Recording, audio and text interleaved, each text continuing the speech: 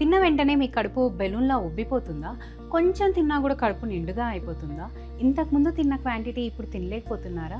దీన్నే బ్లోటింగ్ అంటాం. ఇది చాలామంది కామన్‌గా ఫేస్ చేస్తున్న ప్రాబ్లమ్. కానీ ఈ బ్లోటింగ్ ఎందుకైతుందో మీకు తెలుసా? ఫస్ట్ రీజన్, మీరు కనుక ఫుడ్ తినేటప్పుడు ప్రాపర్‌గా చ్యూ చేయకుండా గబగబా ఫాస్ట్‌గా తినేస్తే దాంతో పాటు ఎయిర్ కూడా మన స్టొమక్‌లోకి ఎంటర్ అవుతుంది.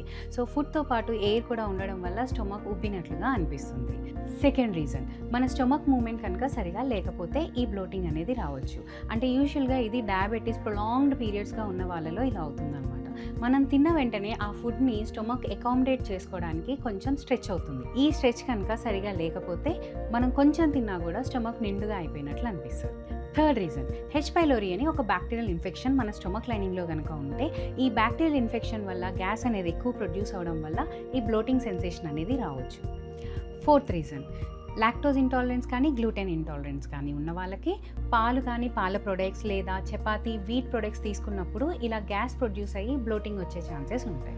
సో ఈ సిమ్టమ్ కనుక మీకుంటే మీ దగ్గరలో ఉన్న గ్యాస్ట్రోఎంట్రాలజిస్ట్కి చూపించుకొని సరైన ట్రీట్మెంట్ తీసుకోండి.